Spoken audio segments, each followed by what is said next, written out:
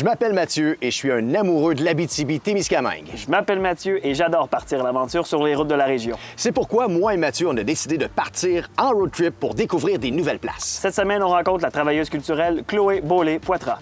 Bienvenue à Trip à 3.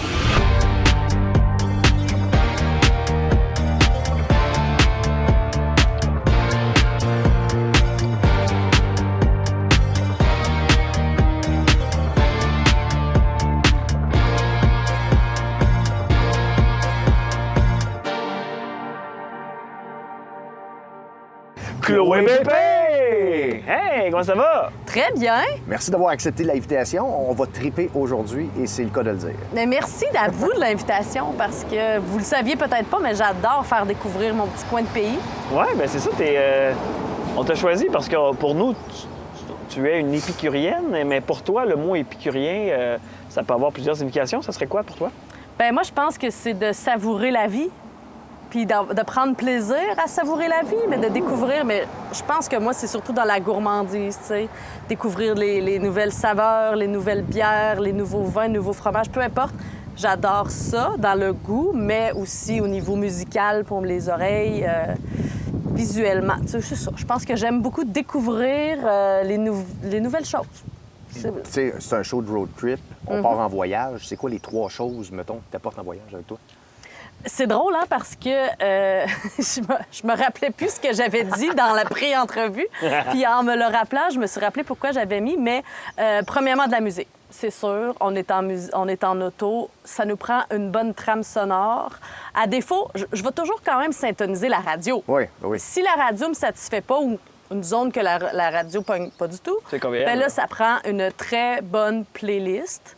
Ensuite de ça, un maillot de bain. Parce que souvent, je me rappelle d'être arrivée à des endroits, genre en congrès, où, on avait oublié de vous dire, il y a un spa ou il y a une piscine. Puis là, t'es comme, j'ai pas amené mon maillot de bain. Ouais. Donc, on n'oublie pas le maillot de bain. Tout d'un coup, qu'il y a une belle petite chute d'eau quelque part, on a le goût de Il y en a s'y plein plonger. de ça. Il y en a plein, effectivement, ici. Et la troisième chose, c'est celle qui m'a fait rire, j'ai mis des lingettes humides. Et je voudrais tout de suite m'excuser auprès du groupe Zéro Déchet, parce que je sais que c'est polluant.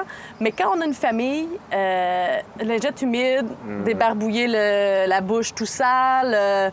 Maintenant, de toute façon, il faut se désinfecter les mains. Tu sais, pour Parce de que vrai, tu je suis prends pas devenue... ton pouce comme ça puis tu fais Non, c'est ça. non, Je suis ça. devenue une adepte des lingettes humides depuis que j'ai des enfants. Mais je fais mon mea culpa parce que j'ai jamais pris la peine de me faire mes propres lingettes réutilisables. Ça se fait, ça? Ça se fait. OK. Il y a des recettes. C'est bon. Mais c'est ça. Je viens d'apprendre quelque chose. Je suis une épicurienne paresseuse, donc je ne vais pas jusqu'au bout de mes idéaux. Je le dis devant tout le monde. Et tu nous amènes à quel endroit aujourd'hui là, dans tes visites? Bien, comme vous le savez, je suis avide de nouveautés. Donc, il y a plusieurs nouveautés cet été au Témiscamingue, à commencer par la bergerie Ben Oui, qui est une bergerie depuis 6 générations au Témiscamingue, mais qui, cette année, officiellement, ouvre leurs portes au public pour des visites guidées sur la ferme. Tonte de moutons en direct, balade en carriole dans les champs parmi les moutons. Chocolat Martine, parce que c'est un classique du Témiscamingue. Et je pense que quand on parle de découverte gourmande, c'est le summum, là, le chocolat. Et Lynn Descoteaux, qui est une passionnée de son entreprise. Et Biennale internationale d'art miniature. Je vous amène là parce que j'y ai travaillé spécifiquement cette année pour une rétrospective du 15e anniversaire, mais aussi parce que pour moi, c'est un petit trésor méconnu qui vient à chaque 2 ans au Témiscamingue. Je vais vous dire une citation de Jean-Jacques Lachapelle, qui a été directeur de la salle de la Corporation du Rift. C'est comme si à chaque 2 ans, il y avait une planète en miniature qui venait se déposer au cœur du Témiscamingue. Donc, on peut faire vraiment un tour du monde en miniature à la Biennale internationale. Moi, je vais sûrement prendre un petit moment pour manger un îlot poutine à Gauloise. Un classique. Petit moment, petite affaire. Un incontournable. Apparemment, je me suis informée, puis l'îlot poutine, on dit toujours que ça vient du Témiscamingue. Ah ouais? Mais ce serait apparemment à la brassette Marilou à Guigues que serait né l'îlot poutine. Mais là, j'ai fait aucune recherche, fait que c'est C'est correct. à valider. C'est rendu officiellement, c'est rubber stamp par les deux Mathieu, parce que c'est parfait. Chloé, originaire de Laverlechère, communément appelée la Bidoune. On y va? C'est parti!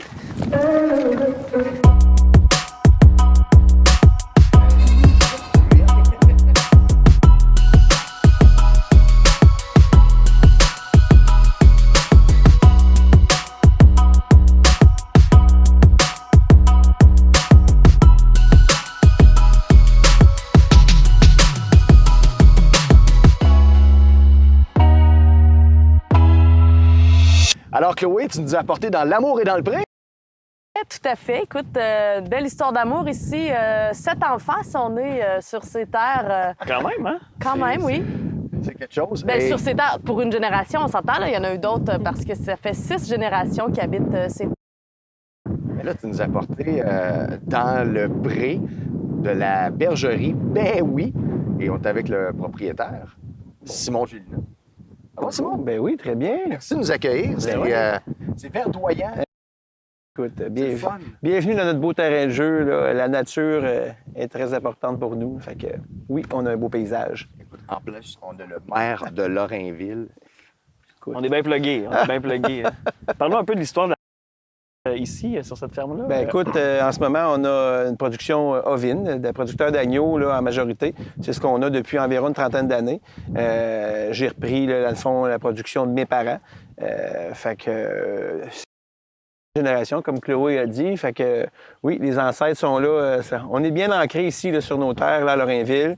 Fait que la production ovine est là. Puis là, on a intégré vraiment là, un peu de production de bœuf, un peu de production justement répondre à la demande. Puis là, ce qu'on voulait faire cet été, c'est de vraiment mettre un petit côté agro-touristique, puis d'inviter les gens là, à venir nous découvrir, puis à venir découvrir un peu c'est quoi une ferme. Parce qu'on ressent un peu ce manque-là, je pense, dans le temps, on avait tout un mononcle ou grand-père qui vivait sur une terre, puis on avait accès à ça. Mais là, ce qu'on veut, c'est que les gens puissent venir s'imprégner un peu là, de qu'est-ce que c'est une ferme. Ce qui est le fun, c'est qu'on n'a plus le droit de voyager, donc les gens pourront plus dire visiter une ferme pendant les derniers 14 jours. Mais d'ailleurs, la pandémie a amené ça un peu, le retour à la terre. C'est-tu un peu de là que ça a découlé? Ça? Bien, c'est sûr que ça, au point de vue aussi, là, produire notre viande locale, oui, ça, c'est la pandémie, je pense, un peu. Mais j'ai toujours eu un peu aussi, été un peu attiré avec ça, un peu l'agro-touristique. J'ai toujours eu ce but-là de pouvoir me rendre jusque-là. Ma conjointe a aussi une boutique là, de confection, puis là, elle est basée sur la ferme aussi. Fait qu'on vient conjointement, puis... C'est un cycle, hein? Parce que vous recyclez tout. Là. Oui, vous faites la production d'agneaux, mais avec la laine, bien là, votre conjointe a fait une boutique, elle confectionne. Bien, la laine, vois-tu, ça, je te dirais qu'on la réutilise pas beaucoup en ce moment parce que c'est vraiment un cycle très compliqué à faire pour pouvoir se rendre à un produit fini. Ah ouais? Mais quand on parlait tantôt un petit peu là, ici, la problématique des coyotes, ces choses-là, bien là, bien, on peur, bien, la fourrure, bien, réutiliser pour faire des pompons pour mettre ces tuques de ma conjointe, ces choses-là. Fait que oui, tranquillement, dans le processus, on essaie d'intégrer le plus possible des choses qu'on peut retrouver autour de nous autres. Là. Fait que c'est pas juste un mythe du cinéma hollywoodien. Autour des moutons, c'est vraiment vrai. Ah, c'est très, très, très vrai, là. Puis tout, là. Ah oui, les loups, les coyotes, écoute, comme vous pouvez voir, là, on est entouré de forêts, là. Fait que ça, on en a tout le tour, là, mais on est bien clôturé électrique pour essayer vraiment de protéger le troupeau un peu. Ça fait 2-3 ans qu'on est correct, mais tu sais, dans le passé, quand mes parents étaient en production, puis qu'ils commençaient un peu dans l'agneau, pas habitués, pas de clôture électrique, bien, ça arrivait que des nuits, c'était 17 brebis, puis 20 brebis, Oh boy, puis... 17. Ce qui est le pire, c'est quand une un meute carnage. va entrer ou une mère avec ses louveteaux va vouloir vraiment lui montrer à chasser. C'est ce qui est le plus dangereux dans un troupeau parce qu'ils ne tueront pas nécessairement la brebis. Ouais. C'est juste d'attaquer pour attaquer. Oh, il n'y a pas d'Harvey's là, dans le coin. Là. Non, pas vraiment. Vraiment sur le troupeau. Eux autres, c'est des hamburgers d'agneau. Ils aiment beaucoup les lamburgers, mais on essaye d'éviter. On essaye d'éviter les lamburgers. Non, puis là, ils sont rendus 2.0, les loups. Là, ils ont le code de la clôture électrique. Ils peuvent rentrer n'importe quand. Tu parlais de production de viande. C'est quand même assez logistique aussi de produire sa viande sur place, l'abattage, tout ça. Ça se passe tout ici? Bon, on a des boucheries ici, vraiment, au Témiscamingue, qui sont là, qui sont implantées, qui peuvent la viande. Fait que les gens qui veulent avoir transformé leur viande, c'est toujours possible. Fait que dans le bœuf, dans le porc, dans l'agneau. Fait que c'est toujours possible de comme ça. Aussi, il y a l'option que les gens peuvent faire abattre leurs animaux aussi à Belle-Vallée, là, qui est à 45 minutes, le côté ontarien. C'est toutes des choses qui est possible. C'est le client qui choisit son endroit et qui le fait faire. Puis toi, tu peux, parce que pour que ta viande soit sur nos tablettes d'épicerie, On peut pas se rendre dans une tablette d'épicerie. C'est ça, hein, Il est là le c'est problème, ça, le parce problème. qu'en région, on vit encore des problématiques de la viande. La distribution. Bien, en fait, pour se rendre à l'épicerie, notre viande doit faire 800 km aller, 800 c'est km ridicule, retour C'est ça et qui est revenir absurde. dans nos épiceries. Oui, donc oui, c'est ridicule. Ça, c'est à cause des grossistes. C'est là que ça bloque. Là. C'est les lois, Je pense c'est que les normes. c'est de la réglementation gouvernementale. Ça prend un abattoir entre normé. provinces, là, parce que, tu sais, on l'a, comme je vous dis, Belle-Vallée, qui est à 45 minutes l'autre bord de la ligne. Bien, pas 45 minutes, 45 minutes de chez nous, est à 5 minutes de la ligne du Québec. Et, tu sais, les réglementations ontariennes, réglementations provinciales québécoises sont pas pareilles. Fait qu'ils ne veulent pas reconnaître les lois une ou l'autre. Pourtant, Mais dans les gens le de même l'Ontario pays, là. peuvent abattre un animal là et le manger, une whisker, sans problème. Donc, si moi, je veux manger de la viande locale de ta bergerie, qu'est-ce qu'il faut que je fasse? Qu'est-ce qu'il faut que tu fasses, dans le fond? C'est qu'il faut que tu achètes ton animal vivant, puis tu choisisses ta boucherie, ton abattoir pour Hein? pouvoir... c'est comme ça que ça fonctionne. Un peu comme si je vais à l'Orignal et je Mais le feras pas- tue. Tu le puis- feras pas ici, mais tu vas l'amener à une abattoir. Non, je le... C'est ça. Tu vas l'amener pour le faire passer Moi, je à la serais pas boucherie. capable. Non, puis on préfère quelqu'un qui est habitué. Hein? On n'aimerait pas ça que c'est n'importe qui essaie ça. Ça, c'est sûr. peu bizarre. Mais tu sais, c'est ça. On est comme ça. C'est ça qui est triste. Là. On peut pas... Fait que là, on C'est que voit... c'est moins accessible. C'est pas Ben- n'importe qui est prêt à dire, premièrement, je vais m'acheter un mouton complet. Faut qu'on se mette en... tu sais, il y a des gens qui vont se regrouper ensemble, dire on achète ça un mouton ensemble, on le fait abattre ensemble. Après ça, on partage la viande. Mais Pourtant, on on peut s'entend acheter un que... bœuf complet.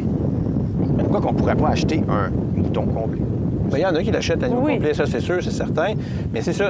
Puis, tu sais, c'est l'accès à ça qui est pas facile. Tu sais, c'est un jour qu'on puisse arriver à l'épicerie à Lorrainville ou à Ville-Marie, puis de pouvoir voir nos produits qui sont là. On n'en est pas là. On peut pas voir aucun produit avec de la viande quasiment en ce moment. Là. Ceux qui, si t'en vois, c'est parce qu'ils ont fait tout ce kilométrage-là. Mais on est une population qui veut manger de notre viande, puis on peut pas le faire. Mais il y a vraiment un gros travail à faire. Puis Puis ça fait vraiment un longtemps que éveil le de travail est conscience. amorcé. Là. Ah. C'est pas comme si c'est une idée qui vient de sortir. Là. Ça fait des années. C'est comme un dossier. Ouais, c'est un gros dossier. L'un des gros dossiers. Oui, c'est un très, très gros dossier. Puis que je dirais qu'il vient freiner le développement de la production animale là, au point de vue du Témiscamingue, de l'Abitibi-Témiscamingue au grand complet. Puis tu sais, on voit nos espaces, on voit nos rangs qui se dépeuplent. là. Puis on n'en voit plus de ferme. Là. Des animaux sont assez rares qu'on Et on les voit. Ça aiderait à oui, ben oui. reporter les rangs. Là. L'outil serait là, ça c'est certain que ça peut aider. Puis là, tu sais, on a un abattoir proche, de dire on se parle entre les régions, là, sans bâtir un gros monstre, de dire ben, on va à l'autre bord de la ligne, là, puis on a un outil, puis ah oui, on a une permission une journée semaine ou 2 jours semaine, puis on y ira selon le besoin. Bien, ça peut être une chose qui peut être intéressante. Ça va faire avancer. Ben oui, c'est ça. Au moins de commencer par la base. Quand il y a un outil qui est là, après ça, il y a des choses, des productions qui vont naître autour de ça. Mais c'est sûr qu'on est encore très loin là, de dire on va pouvoir nourrir nos gens d'Abitibi-Témiscamingue. Parce que l'autre option, c'était de faire construire une abattoir dans la région, mais ça, c'était pas viable économiquement, je pense. C'est ça? Bien, encore là, en ce moment, peut-être pas. Mais c'est À le développer. c'est ça. Si l'outil est là, qui est en place, après ça, là, tu vas dire, hey, bien là, oui, c'est possible, puis je vais me partir en production. Ben, n'importe qui, un peu sensé, il dit, bien là, si mon but, c'est de vendre de la viande puis de faire du développement à ce point de vue-là, pas sûr. Il m'a y réfléchi grandement avant de me décoller là-dedans. Mais bon. C'est un peu triste, mais c'est la réalité que... Peut-être que votre rôle de maire va pouvoir faire avancer le Ah, dossier. écoute, mon rôle de maire fait longtemps que je suis là, puis tu sais, on a beau travailler fort, puis au point de vue de la MRC, on fait des moyens de pression, ces choses-là, mais c'est difficile, hein, écoute. Tous les députés qui sont passés, Ouais. c'est toujours dans leur... Ce que je trouve ridicule, c'est que, oui, on est sur le bord des lignes ontariennes. C'est pas la même réalité en Ontario qu'au Québec, mais on est quand même dans le même pays. Il n'y a pas de douane là, jusqu'à date? Là, Ben non, Encore? ben Pas non, encore, en pas tout cas. encore. Mais passe pas la ligne avec un agneau, parce que Oh, tu vas être un criminel. mais Ouais, surtout mais tu sais, que- on travaille sur d'autres choses. Notre production, nous autres, tout le marché se dirige vers l'Ontario, vers Cookstown, près de Toronto. C'est vraiment l'endroit où ce que nos agneaux se dirigent. Les prix sont bons, puis en ce moment, en plus, là, écoute, il y a un élan dans tout ça là, depuis la pandémie. Là. Ça apporte ça. Là. La production animale, là, on vit une grande demande. là. C'est difficile d'accéder ou de trouver, exemple, des bêtes de remplacement, ces choses-là. Il y a une très grande demande dans plusieurs espèces animales. là. C'est un peu dans cette optique-là que vous faites des visites à la ferme pour que les gens connaissent ça, Oui. apprennent à dire, ben, si je veux consommer local, j'ai le pouvoir de le faire. Puis si je me mets en gang, ben, je peux Aussi. acheter ma brebis puis avoir de la viande pour Mais- les 4-5 Puis prochains vraiment, moi, mon premier but, c'est vraiment d'informer les gens, puis d'un peu de dire, c'est quoi une ferme? C'est vraiment ça l'essence même de la visite de ferme. c'est de leur montrer à quoi ça peut ressembler, puis c'est quoi un mouton, puis c'est quoi une vache, puis parce qu'il y en a qui le savent pas, là. Puis, tu sais, mais que les gens puissent sortir Même ici, un en peu. région? puis- Ouais, c'est ça. Ah, ben, je te dirais qu'on serait surpris. Très surpris. On est rendu très urbain maintenant. Ben, ma conjointe est enseignante, puis des fois, des surprises, là, elle parle des fois, c'est ça, il dit que la poule pond un œuf, puis là, les parents sont pas contents parce que là, ils leur ont dit que. Fait que, tu sais, c'est vrai que ça vient de briser la magie. C'est la poule qui est venue en premier, finalement, ou c'est l'œuf? On sait pas. Moi, je dis que c'est l'œuf. Ouais, je pense- Toi, Chloé, c'est... Mais moi, je pense que c'est Guy Mongrain, pour vrai. Peut-être Guy. Peut-être mal que je les miserais affaires. sur Guy.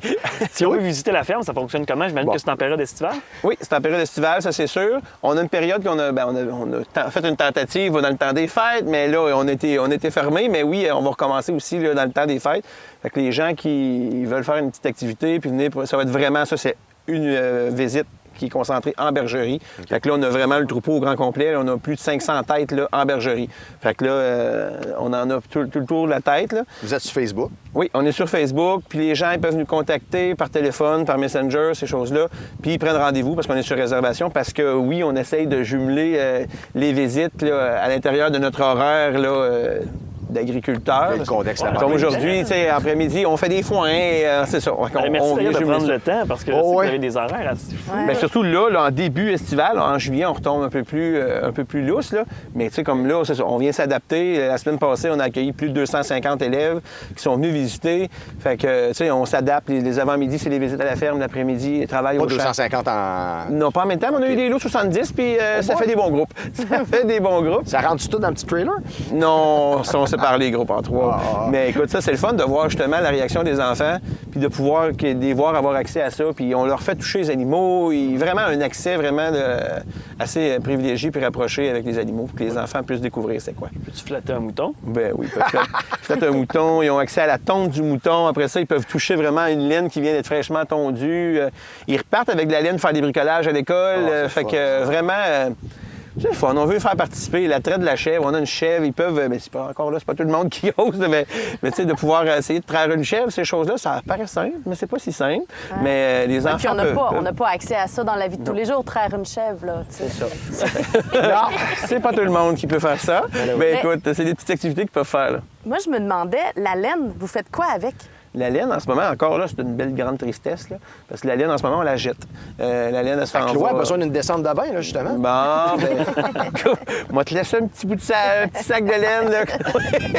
Tu transformeras ça. Mais encore là, Donc, ben, il c'est... n'y a pas un marché pour la laine Non. fraîchement tondue. Vraiment pas, parce que, tu sais, il y a une filature qui est à côté ontarien encore. Tu sais, on est vraiment, je pense que tous nos produits, c'est l'Ontario qui veulent le plus. Il y a une filature dans le coin d'Ottawa, à Carleton Place. Mais encore là, c'est des prix vraiment dérisoires. là. C'est du 3-4 cents la livre. Puis que tu te ramasses que ta tonte complète va te donner 100 pièces, puis ton transport pas compter.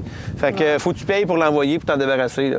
Mais encore là, c'est des ententes. Ils prennent de la laine qui viennent de d'autres pays avec qui est déjà lavée parce qu'ils n'ont pas les champs d'épuration pour accueillir toute cette eau usée-là. Fait qu'encore là, notre laine du Québec, c'est ça. Fait que si c'est quelqu'un qui vend un chandail avec de la laine du Québec, c'est parce que c'est lui qui l'a transformé probablement lui-même. Il y a des petites filatures qu'on retrouve aussi là, dans quelques bergeries au Québec qui la font puis ils vont la transformer jusqu'au bout. Mais encore là, non, c'est pas un produit qui fait qu'on peut valoriser ici. On pourrait le valoriser, mais ça prendrait des infrastructures. Pour faire des appâts à loup, tu prends un bout de laine, tu mets de la viande à chien dedans, des petites croquettes, là. Fais ça un peu partout. Mais la laine peut faire partie justement des appâts à loup. Tu ris, mais oui, pour l'odeur, Ouais. ils vont s'en servir là, pour venir intégrer. Tu les amènes sur une fausse piste, puis tu les amènes en Ontario. Je te dis. Donc, on peut-tu aller voir Ben oui, fait un petit peu qu'on plus proche les animaux? il n'y a pas de problème. On vous Mathieu, amène voir les animaux. Ça meurt d'aller flatter un mouton. On va aller voir un mouton, on va tondre un mouton. Écoute, on va pouvoir traire une chèvre. Fait que oui, on vous amène là.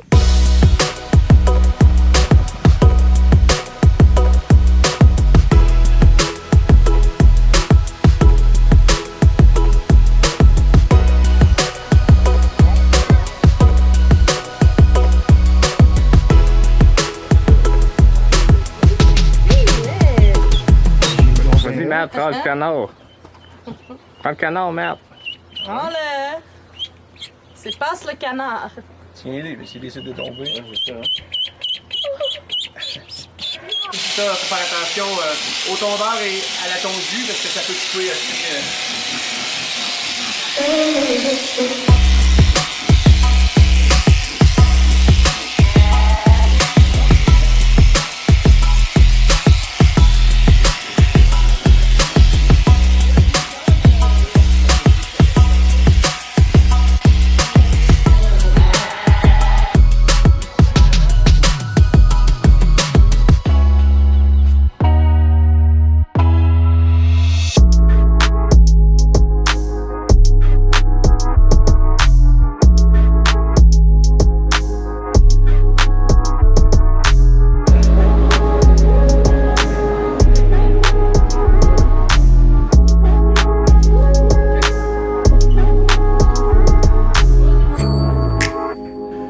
Alors Chloé, c'est maintenant le moment du shopping et on est au Chocolat Martine avec la propriétaire Lynn Descoteaux. Pourquoi tu nous as amenés ici?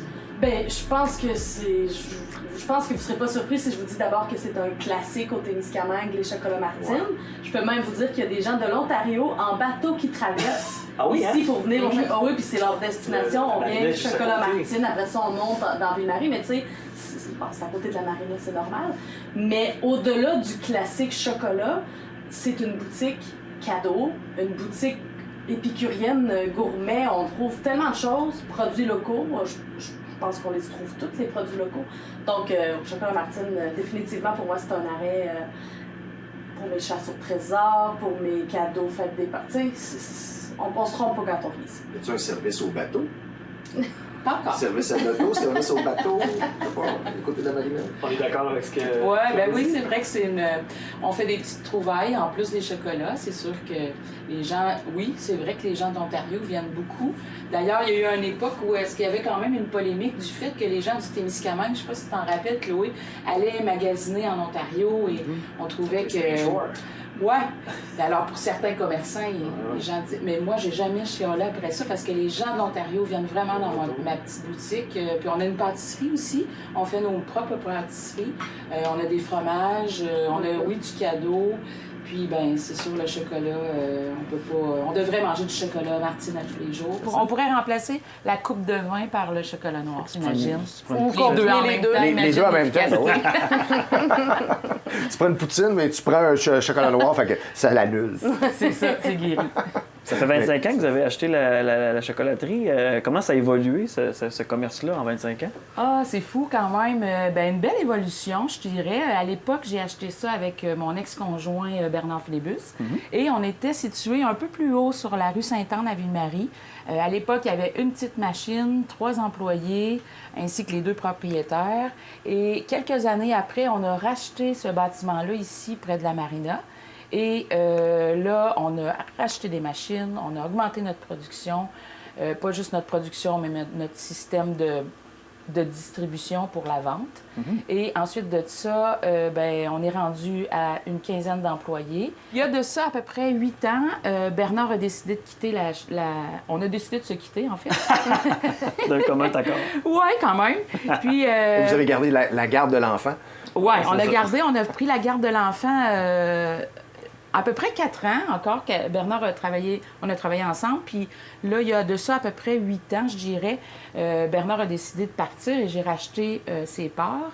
Et il y a de ça 3 ans, j'ai construit, pas moi, les entrepreneurs. Moi, je disais quoi faire. On a construit un 3e étage à la chocolaterie et on a construit les suites de la chocolaterie qui, à mon avis, apporté un plus à l'entreprise. Et là, les visiteurs, en plus de venir chercher leur petit chocolat, ils peuvent y dormir. Vraiment, notre demande, c'est fou. Taux d'occupation, là, on bat des records à chaque année. Pour le mois de juillet qui s'en vient où, là... Pour l'été, on est presque bouqués partout. Les employés sont gâtés. Les employés aiment ça, travailler ici, parce que ils ont le droit de manger du chocolat. Illimité. Illimité. C'est fou, hein? T'imagines-tu? Envoyez vos CV. Oui, c'est vraiment... Ça, c'est un beau bonheur. On a le droit de manger du chocolat comme on veut. Mais comme on disait aussi tantôt, à force d'y travailler, quand ça fait 15 ans que tu travailles dans le chocolat, à un moment donné, t'es rassasié. T'es pas écœuré, par exemple. Non, c'est ça. T'es rassasié. Comment qu'on peut s'écœurer de manger du chocolat? Et voilà, ça se fait pas. Je pense pas. Franchement, je pense pas. Moi, je suis pas écœurant, en tout cas. Plusieurs produits dérivés également. Il y avait les bars, mais là, il y a les bouchées, même les coupes à Porto. Oui, bien, quand on fait les coupes à Porto, quand on fait des tablettes, quand on fait les bouchées, c'est des différentes productions et il y a des offres différentes pendant l'année. Mettons, à la Saint-Valentin, puis À la Pâques, c'est la Saint-Valentin, folie, on là. fait des bouchées. Ouais, on c'est fait des ça. bouchées, on fait des bouchées, on fait des bouchées, on fait des bouchées pendant des mois avant. Et rendu avant la Saint-Valentin, quand la Saint-Valentin, c'est un peu drôle, mais quand la Saint-Valentin est dans le magasin, dans la boutique, bien, dans la production, c'est Pâques. Oh. Donc là, on repart une autre Toujours une production. saison d'avance. Oui, souvent. Ouais. Plusieurs mois d'avance. Comme là, pour notre distribution de coupe à Porto, ben, on va être au mois d'août. On va commencer la grosse production. On fait ça pendant 2 mois. Puis après ça, on s'en va pour notre Noël, notre Saint-Valentin, notre Pâques. Puis l'été, ben, c'est un peu de tout, dans le sens que c'est les touristes. Puis ça permet de se faire voir un peu partout. Autant dans les boutiques spécialisées, dans notre boutique, dans les grandes surfaces, nos tablettes de chocolat qui sont rendues dans les dépanneurs, qui vont super bien. Marché public. Marché public, moins. On n'a pas tenté, on a déjà essayé jadis. Ça va pas bien. C'est difficile. Le chocolat, la chaleur, Ben non, dehors, c'est il sûr. est pas bien. C'est Fait que quand notre chocolat est pas bien, moi, je suis pas bien. Fait que j'ai décidé de pas faire les marchés publics. Puis aussi, on se dit, ben on peut pas être partout non plus. Donc, voilà. Le salon des vins, des trucs de même. Oui, ça pourrait être ça, oui, Bien, c'est ça. évidemment, il y a la foire gourmande. Oui. Ça, c'est un classique. Oui, ça, été, même si c'est été, on y va, mais on vend beaucoup de pâtisseries à la foire gourmande. Donc, ben ça nous permet de ne pas vendre juste du chocolat, mais on vend beaucoup de C'est pâtisseries. ça, les pâtisseries, c'est comme les meringues que j'ai vues dans l'établi. Non, ben là, on les a moins vues parce que on est dimanche, on peut-tu le dire? Oui. En tout cas. Mais nos pâtisseries, on fait des gâteaux, on fait des mousses. On travaille beaucoup la mousse, nous. Mousse 3 chocolats, mousse à la noisette. On a à peu près une 25 petites pâtisseries individuelles. Et plus le temps passe et plus ce domaine-là roule. Ça va vraiment bien, notre pâtisserie. Ouais. Alors, vous avez un anniversaire, c'est la fête des pères, etc. Bien, il y a des gâteaux à la chocolaterie à tous les jours. Super. On est-tu prêt à passer au test? Moi, je me porte volontaire à passer au test à l'aveugle. Chloé? Donc, on va vous Je mettre en me porte compétition. volontaire, certainement. Donc, une petite compétition. Dans le fond, tu nous as sorti quelques échantillons et on va essayer de deviner les sortes Parfait. qui sont. J'ai qui sont sorti 5 chocolats. Alors, et le chocolat, c'est un peu comme le fromage. On le déguste de façon à commencer toujours par les saveurs les plus douces OK. et augmenter vers les saveurs les plus goûteuses. Chloé, elle sait tout ça, hein? Elle fait oui comme ça, elle m'écoutait, mais elle sait tout. Aussi, quand on déguste, ben on travaille beaucoup le bout de la langue, parce que le bout de la langue, c'est lui qui va goûter notre sucre.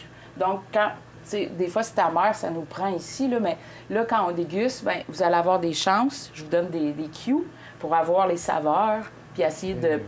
Fait qu'on les déguste comme ça. Non, mais Chloé a déjà une longueur d'avance. Je les connais pas par cœur, là, quand même.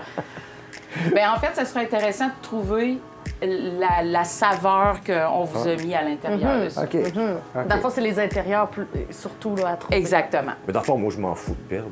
Là. Ouais.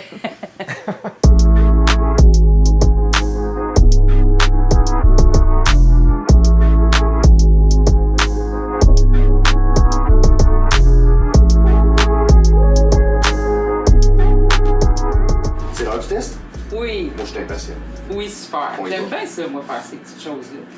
Alors, ben comme on disait tantôt, ben c'est bien de commencer par les trucs un petit peu plus sucrés et monter en grade. Alors, ben j'ai commencé par cette forme-là. Je vous l'offre comme ça. Alors, c'est une forme de cœur. Je vous dis pas son nom, mais j'aimerais ça que vous essayiez de trouver c'est quoi qu'il y a à l'intérieur, puis après, ben, on en parle. Santé. C'est une torture. Alors, c'est un chocolat au lait. Nous, on travaille avec du chocolat belge. Celui-là, je vous ai donné une petite facile, là. Quand même. Ben, c'est clairement un caramel. Mhm. Oui. Tu trouves-tu que c'est un caramel aussi? C'est un caramel. Puis il y a une petite note à l'intérieur. Et cette bouchée-là, on s'en sert aussi, je vous donne un indice, On s'en sert aussi pour faire des tablettes de chocolat, la même recette. Donc, c'est la fleur de sel. Exactement.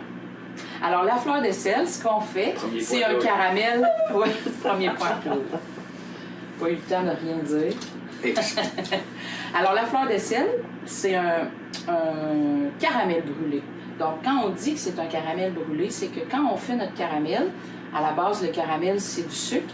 Alors, on fait brûler un peu notre sucre, ce qui donne à un certain point, encore une fois, c'est très précis, puis ce qui donne ce petit goût qu'on goûte un peu de Salé, brûlé. ouais. Puis le petit salé, c'est la fleur de sel qu'on rajoute à l'intérieur du chocolat. Mais c'est vrai que j'avais toujours remarqué qu'il y avait un goût. Comme un peu brûlé. Je l'avais pas réalisé. Maintenant que tu me le dis, je le goûte, là, le brûlé. Là. Ouais, c'est ça. Ouais. C'est bon, hein? T'es meilleur que moi. Ça, j'ai pogné une rage cet hiver de cœur fleur. On l'appelle le cœur fleur de sel. C'est très, très original. On dirait qu'il fallait que j'en mange un par jour. Ça va? Puis j'allais bien. Il essaie de me soigner. Tactique. Donc là, on y va avec un peu plus un différent. Je vous laisse On a fait un en tactique. parler. Ça, c'est un chocolat qui existe depuis des années et des années à la chocolaterie. Et ce chocolat-là, en plus de mes fleurs de sel de tantôt, je l'ai découvert cet hiver.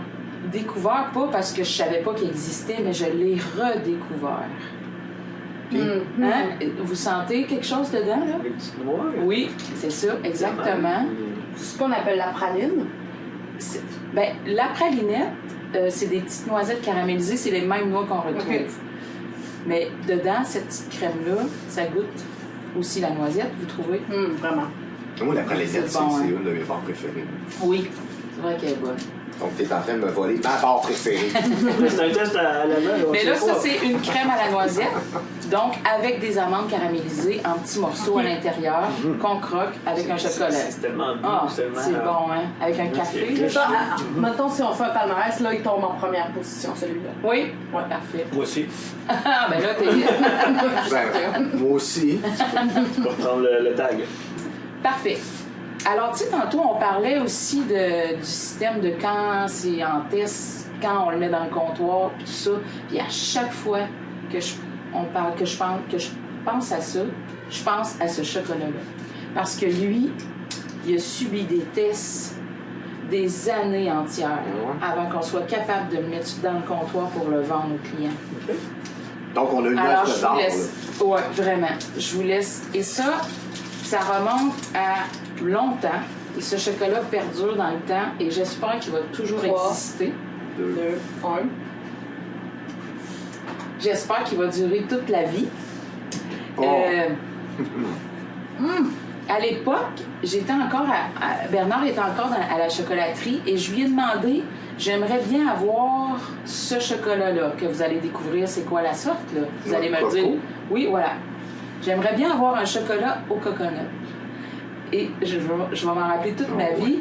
Bernard, il arrivait avec son petit mélange dans son petit bol. Il arrivait, il me donnait ça dans mon bureau parce que je travaillais dans le bureau. Puis là, il me disait, je disais, non, c'est pas ça que je veux.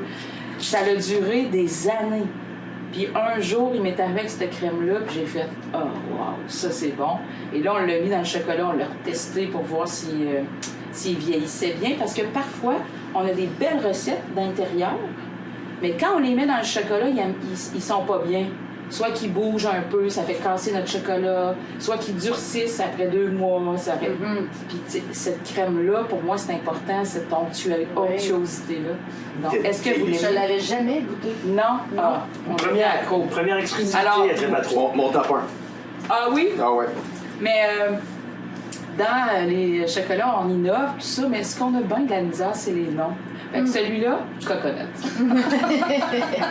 Tout simple. Il y a une expression qui s'appelle « Keep it simple ». Ah, c'est ça, exactement. Alors, moi, je me sens trop privilégiée de pouvoir toutes les goûter. Je vais vous laisser Non. l'avant-dernier. l'un contre l'autre. T'es l'invité. Ouais. OK, je vais me forcer, hein? C'est ça? Non, vas-y. Bon, alors, je continue avec celui-là. Alors là, on change de catégorie un peu. On y va dans le chocolat noir. Alors, on travaille avec un chocolat 70% de cacao. Donc, voilà, je vous donne... Il y a quelque chose à l'extérieur. Oui, aussi. Il y a quelque chose, il y a comme une crème aussi à l'intérieur.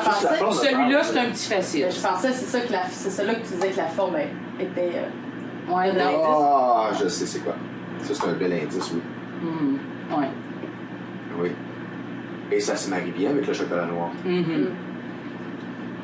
C'est du café. Oui, c'est ça. Bravo, Mathieu. Ouais. Alors, café liégeois. Ça, c'est une crème aussi, là, onctueuse, avec ce goût de café-là. Ça se termine bien dans une dégustation. Une dégustation, on devrait toujours au moins manger 3 bonnes croquées. C'est pour nous rassasier, là, on est à 5, là, on se paye le luxe, là, mais 3 bonnes bouchées, 3 bonnes, ça nous rassasie un peu. C'est pas du café instant, là. Non! Non, mais j'aime beaucoup ce chocolat-là aussi. Ouais. Est-ce que vous le faites aussi en version chocolat au lait? Pas le café. Ah! Mais je pourrais essayer ça. Oh! Bon, encore des Tu pourras idées. l'appeler le Chloé si tu veux. Là. Ah oui! Challenge accepté. Ben oui, c'est ça.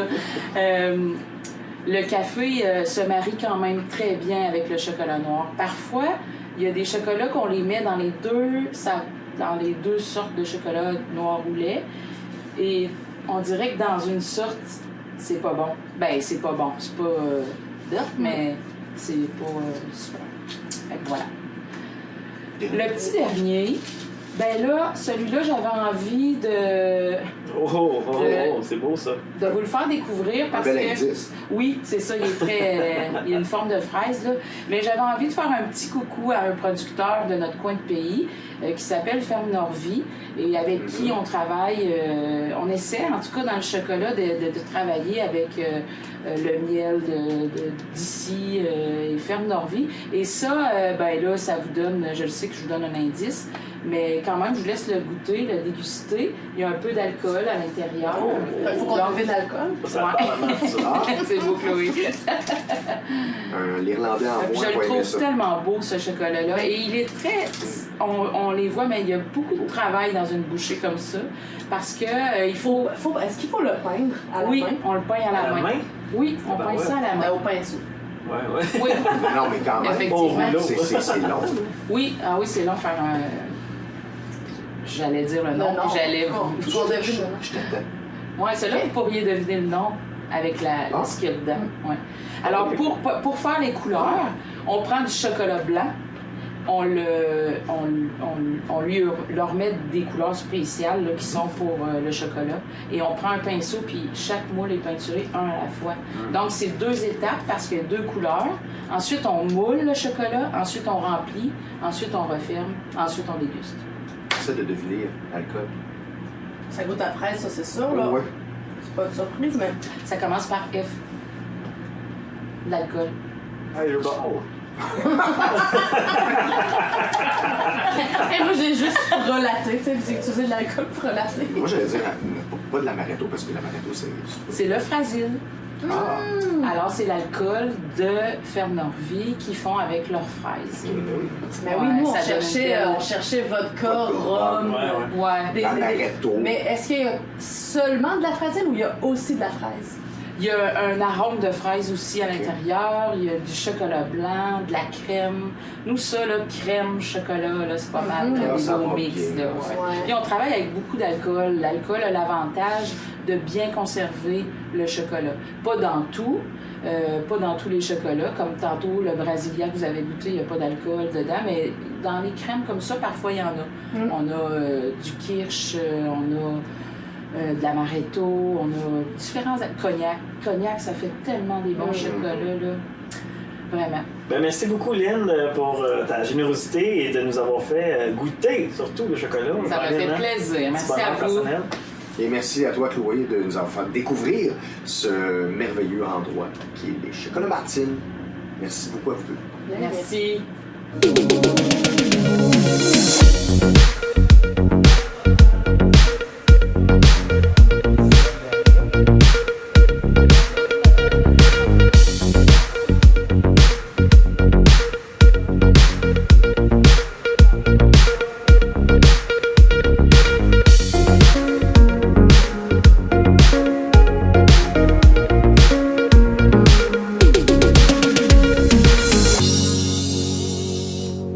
Chloé, on est à Galerie du Rift.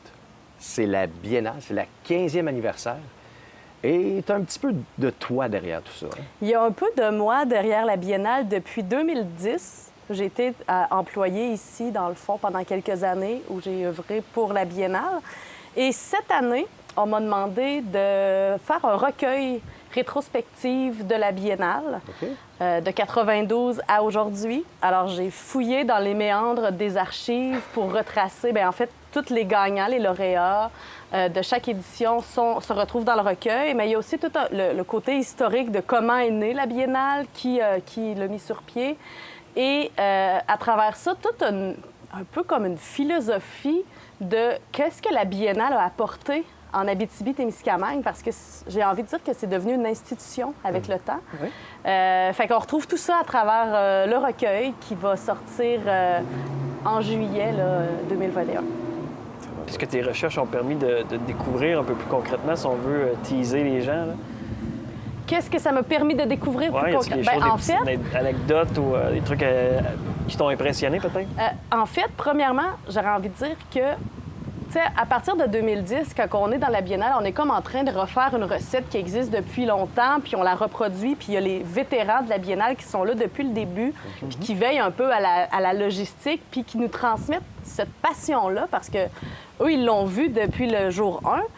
Puis là, de revenir, moi, jusqu'au jour 1, j'ai un peu compris l'importance qu'elle avait, la Biennale, que j'en étais pas consciente à ce moment-là, quand je travaillais. L'impact culturel dans la région. L'impact culturel, le pourquoi c'est grandiose, pourquoi ça fascine la miniature aussi.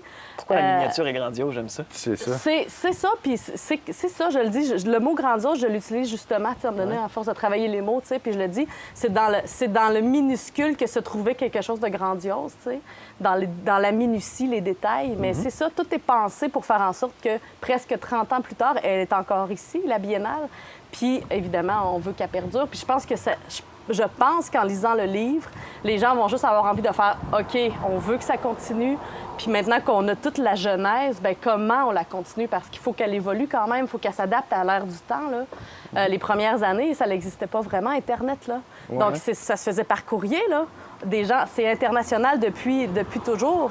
Donc, il fallait qu'on en rejoigne des gens là, de la Slovénie, de la Bulgarie, de l'Amérique latine. Le côté marketing n'était pas ce qui était en 2021. Non, maintenant, avec Internet, c'est facile, par courriel, par Messenger. Mais imagine, tu sais, moi, c'est ce qui m'a fasciné d'imaginer que par courrier, ils ont contacté les ambassades là, de plusieurs pays, les ambassades du Canada, au Canada de chaque pays pour contacter des artistes. Mais il faut dire aussi qu'il y avait l'atelier des millefeuilles à l'époque qui existait déjà à Rouyn-Noranda, qui avait déjà un peu ce réseautage-là au niveau des estampes. Fait que, ouais, je pense que c'est ce qui m'a frappé. C'est, premièrement, l'ingéniosité de ça, mais à quel point ça a pris un engouement, là, tu sais, exceptionnel. Qu'est-ce que tu apprécies d'une exposition comme celle-là, de voir ces petites œuvres-là, puis...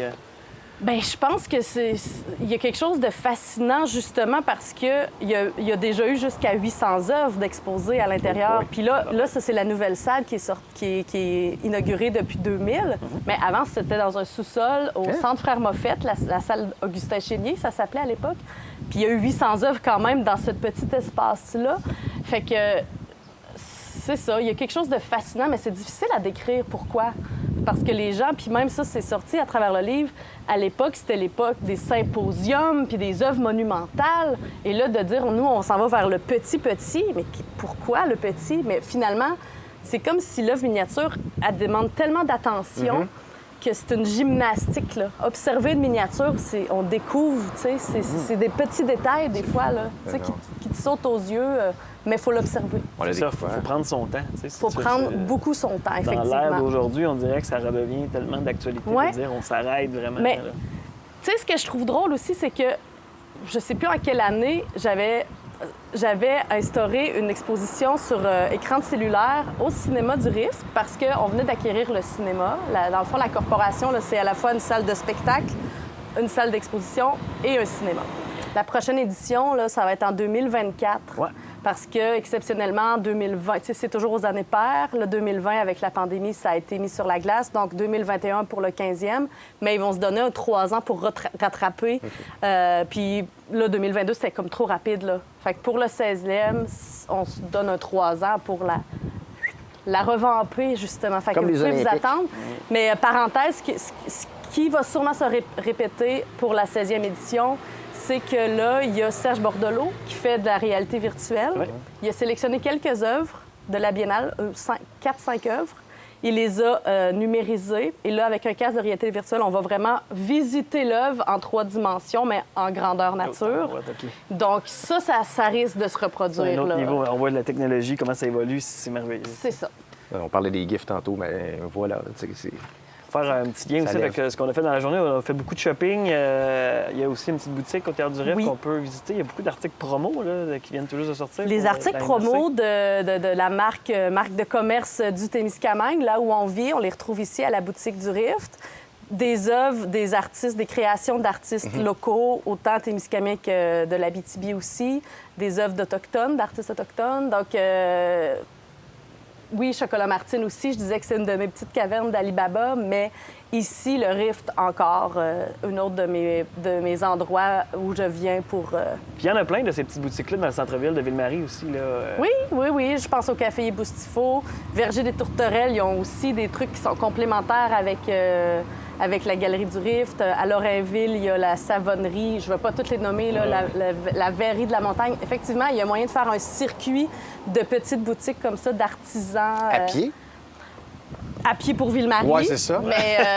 Mais à vélo aussi, ça peut très bien oui, se c'est faire. vrai, oui, c'est vrai. Il y a une piste cyclable qui passe là, de Ville-Marie vers Lorrainville, qui se rend jusqu'à Anglier. Là. Fait Donc, que- après t'être bourré la face au chocolat Martine, ben, tu prends ton vélo, puis tu digères et tu fais le tour. Bourrer la face, surtout La à Gauloise. Gauloise. Ça aussi, ça vaut la peine Ouais. de faire Ah un ouais. petit ride de vélo après l'îlot. Hein? Sinon, ces temps-ci, tu renoues avec la radio à CKVM? Effectivement, ça fait depuis, en fait, 2012 que je fais du remplacement à CKVM. J'ai fait quelques congés, remplacements de congés maladie ou des remplacements, des fois, de dernière minute quand ils en ont eu besoin. Puis là, plus officiellement, là, j'ai fait un long remplacement qui va finir par aboutir, et là, vous le savez, un peu en primeur, parce que c'est juste depuis cette semaine que c'est confirmé. Mais je serai animatrice temps plein à CKVM dès septembre. C'est bien ça. Quelle plage horaire? De 10h à 14h. C'est des nouvelles plages horaires aussi. Donc, le Morning Man qui est Simon Maillé, qui est de 6h à 10h. Donc, il repousse d'1 heure, il fait des blocs de 4 heures. Donc, moi, je prends l'autre bloc de 4 heures, 10h à 14h. Au moment où on se parle, il n'y a pas encore de nom. Le show n'a pas encore de nom. Il y a des chroniques qui sont déjà là, Bookées, ouais. bookées de par les années, mais il y aura, c'est sûr, des nouvelles chroniques qui seront un peu plus teintées là, de mes intérêts. Quel genre de show tu as le goût de faire? Bien, c'est sûr que moi, vous l'avez probablement constaté à travers où je vous ai amené, je suis une fille de découverte. J'aime découvrir des nouvelles choses et j'aime surtout les partager. Ah. Fait que c'est du partage. Mais oui, culture, oui, agro-transformation, oui, spectacle, littérature, mais même dans l'actualité... pour vrai, je me rends compte que tout ce que j'aime dans la vie, c'est découvrir. Peu Ça va importe peut-être le te domaine. donner un indice pour ton nom d'émission. Ça fait Peut-être. partie du brainstorm. Il y a j'ai déjà une série de mots, là, mais j'ai pas encore... Tu sais, je veux le partager avec l'équipe, Ouais. puis on va travailler tout ça ensemble. Là, mais même juste au niveau des indicatifs, au niveau des sons, tu sais, je veux pas une émission, il y a la personne qui parle, mais il y a quand même aussi des indicatifs musicaux. Fait que c'est un beau défi, là. J'ai hâte de me lancer là-dedans. C'est une belle case horaire aussi, de 10 à 14 heures. Ça te laisse le midi pour booker des entrevues, des trucs de la même. Ouais. Oui, exactement. Les gens, tu sais, qui, dans le cadre de leur travail, pourraient pas se libérer, bien là, ils ont l'heure du dîner peut-être pour venir manger une des poutine de la anecdotes. Gauloise Ah avec ouais, c'est moi bon. à chaque Oui. midi. Manger de la poutine à la radio, hein, ça doit être pas pire. Hein? Entre 2 chansons, 2 chroniques, c'est toujours bon. Bien, tu sais, c'est sûr que je me dis, tant qu'à utiliser le midi, probablement qu'il y aura une dégustation ou quelque chose, tu sais, qui se fera en ondes pour mettre en valeur des bon, nouveaux ça. produits, des nouvelles saveurs. Mais là, écoute, je dis ça, je dis dimanche. rien, on ne le sait pas, il n'y a rien d'officiel. Outre la radio, la Biennale, tu as inauguré un autre projet. Ça date de longtemps. D'ailleurs, j'ai même pas fait le calcul, mais c'était dans mes premières jobs étudiantes quand j'étais rendue au cégep. Moi, je suis native de Laverlechère, ici. Et ma première année que je suis revenue en région après mes études, pendant l'été, on s'entend, il y avait ce projet-là à Laverlechère de la Corporation de développement de Laverlechère qui était de reprendre la collection d'un monsieur qui s'appelle Gérard Gagnon, qui lui avait collectionné les nids de guêpes pendant des années, au point d'en avoir un record Guinness. Hein? Et si je me trompe pas, c'est en 93 qu'il a eu le record Guinness mondial du plus grand nombre de nids de guêpes au monde. Là. Et c'est combien? C'était à cette époque-là, on pourra le valider là, sur place, là, mais à cette époque-là, il me semble que c'était autour de 400-500, mais là, on a dépassé le 1000 Wow. depuis le temps. Là. Wow! Et lui, il était monteur de ligne pour Hydro-Québec. C'est comme ça qu'il a trouvé son premier nid de guêpe dans un poteau. Puis là, il a été comme impressionné, fasciné, au point de le décrocher, de l'amener chez lui, puis que ça devienne... Il était inhabité, là. Oui, oui, il était J'espère. inhabité. Parce Mais que il y a- sinon, j'aurais dit, il a été piqué au vif. Ouais, ben, c'est clair que ça a piqué sa curiosité. Ça, Il a eu la piqûre. il a eu la piqûre. Monsieur Gagnon, dans le fond, qui était vieillissant à l'époque où la corporation se sont dit c'est un patrimoine, on veut le garder, on veut le conserver. Donc, ils ont fait des approches auprès de lui pour dire voulez-vous qu'on. Donc, on a transféré. Lui, il exposait ça dans son sous-sol. Il faisait des visites avec des écoles. Là. Il y a même une émission à Télé-VM ou TV Témis, en fait, qui visite les nids de guêpes avec Monsieur Gagnon. Mais bref, ils ont pris un bâtiment de la Verlochère, qui était l'ancien, pas presbytère, mais le curé a habité là. Puis là, au sous-sol, ils ont vraiment aménagé. Et moi, c'est ça, quand je suis arrivée, il n'y avait rien encore. Il y avait les nids dans des boîtes. Donc, j'ai fait l'inventaire.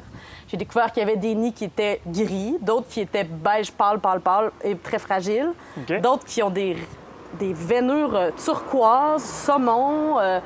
Fait que premièrement, j'ai fait l'inventaire pour classifier ces nids-là. Fait la recherche, évidemment, sur la guêpe en tant que telle. C'est quoi le cycle de vie d'une guêpe et d'un nid de guêpe. Puis j'ai même modélisé là, les présentoirs là, qui sont encore là aujourd'hui. Est-ce que tu apprécies plus la guêpe avant ou après? Ben, je pense que j'étais complètement indifférente à la guêpe à ce moment précis-là. Mais j'ai été fascinée, en fait, au point où je me suis dit peut-être que je devrais aller étudier en entomologie, Ouais. la science des insectes, parce que c'est des sociétés, là. La guêpe, Mais- c'est un insecte sociétaire. Est-ce que c'est vrai que c'est territorial, ça? Bien, ils sont rattachés à leur nid. Tu sais, la reine va se réveiller au printemps complètement fécondée. Mais ça, c'est le cycle de la vie, fait que c'est le punch final que je peux pas vous dire, mais elle est complètement fécondée. Elle se réveille au Spoiler printemps alert. et est toute seule, enceinte. Puis elle commence à se construire son petit nid. On en voit d'ailleurs dans l'exposition des nids qui n'ont pas été achevés parce qu'elle est probablement morte, mangée par un chien ou un chat entre-temps Et ou écrasée pauvre par chien. une casquette. Ben là, tu ouais. sais. Puis après ça, un coup que ces premières ouvrières vont naître, ben, eux vont prendre le relais de la construction du nid. OK. Puis elle va pondre, elle va pondre, elle va pondre, elle va pondre. Mais là où avec ma conclusion, là, parce que chacun a son rôle, mais elle a fait que pondre, mais elle sécrète un poison, la reine, pour rendre infertiles toutes les autres guêpes, pour garder un peu le monopole, si on veut. Fait que toutes les guêpes, pendant l'été, sont infertiles, sont même asexuées, là. Ils n'ont pas de sexe. Ah oui. Mais à la fin, elle sécrète plus son petit poison qu'elle met dans leur nourriture ou je sais pas comment qu'elle distribue son petit poison. Là.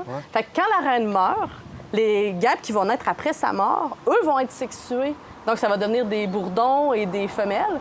Et là, l'orgie, c'est l'orgie. Dans le nid ou à l'extérieur, je sais pas où ils font leur orgie. Donne le goût d'être une guêpe, finalement. Puis c'est là que toutes les mâles vont mourir après avoir donné toutes leurs semences. Et les guêpes femelles vont aller chacun se réfugier dans des toits, des troncs d'arbres pour l'hiver, pour hiverner. Moi, c'est ma portion préférée de la visite. C'est vraiment... Dans le fond, la reine- Pas pour l'orgie. Je pense que c'est vraiment le côté poison qui me fascine. Ouais. Tu sais, de dire... Je pense pas qu'elle sait qu'elle fait ça. J'en ai 4 dans ma chaîne, mais vraiment à courte distance. Pour ça, j'ai demandé tantôt si c'était territorial. Parce que s'il y a un nid de guêpe, ben la guêpe n'ira pas construire son nid à côté d'un autre. À moins que ce soit la même famille, ou ils ont carrément manqué leur maison, t'es pas satisfait de la construction ou quoi que ce soit. Ça arrive que les guêpes vont déménager dans un été, effectivement, pour une raison X, Y, Z. Après, est-ce qu'il y a des guêpes qui retournent dans un ancien nid? Je pense que oui, mais tu sais, là, après ça, écoute, ça prend des études, évidemment, pour comprendre la guêpe et tous les insectes, là. Même chose avec les fourmis, là. Mais territorial, je pense que c'est surtout dans le sens où ils vont protéger le nid. Tu sais, il y en a qui leur rôle, c'est de protéger le nid. Fait que c'est sûr que si tu t'approches, ben il y en a qui font le guet, là, puis qui surveillent les prédateurs Ça potentiels. se situe où, ce musée-là? Si on veut le visiter? C'est à la Verlochère. À la Verlochère, Et dans le village. dans le village de la Village. Verlochère, sur la rue... sur la rue Principale. Saint-Isidore. OK. Préférable de prendre rendez-vous avant, bien évidemment. Oui, mais c'est sûr que là, tu sais, c'est sur rendez-vous, c'est toujours mieux parce qu'au moment où on se parle, on ne sait pas s'il y a des plages horaires fixes là, pour l'été qui s'en vient, encore moins pour l'été. Tu sais, là, hein, on est dans une période d'incertitude en tourisme, donc... Mais oui, c'est... Pourquoi je... Ben oui, bon, j'ai contribué à la naissance de ce musée-là, mais... Pour moi, un peu comme la biennale, c'est encore quelque chose qui est méconnu, puis je le sais que les gens, tu leur dis, bon, allez visiter le musée de la guerre. Mais quand ils rentrent, ces gens-là, les plus sceptiques, sont les plus conquis à la fin. ouais. Sont fascinés, puis ils sont comme, oh mon Dieu, j'aurais jamais cru ça, tu sais. Fait que c'est pourquoi, Pas moi, la peine de je s'arrêter, mise prendre le beaucoup temps, sur quoi. cet attrait-là. C'est un insecte mal aimé, donc en apprendre plus sur elle t'aide à l'apprécier Ouais. peut-être. À l'apprivoiser un peu, peut-être. Ouais. Ouais. Ouais. Mais c'est sûr que le meilleur truc, puis je pense pas que je vous apprends quelque chose, mais tu sais, la guêpe est attirée par le sucre. Tu sais, ils vont, c'est le sucre qui nourrit les bébés guêpes. Donc, c'est sûr que quand on a une bière ou une canette d'ouverte, puis qu'il y a une guêpe, bien, c'est juste de mettre son doigt dessus, puis elle va s'en aller parce qu'elle est attirée. Tu sais, elle veut aller OK. butiner dans votre bière. là. OK. Puis ça, c'est parce que si tu bois la guêpe, Ah, ça, c'est atroce. C'est atroce. Puis j'ai vu une photo de quelqu'un, justement, qui a une babine enflée comme ça, puis c'est ce qui est arrivé. Ah ouais? Il n'y a plus de gorgée de bière, la guêpe est... je me souviens pas de m'être fait piquer par une guêpe jamais, mais ça doit tellement... Ah non, ça fait mal. Ah ouais, hein? Alors, merci Chloé. On invite les gens à venir à la Biennale et, bien sûr, au Musée de la guerre. Tout à fait.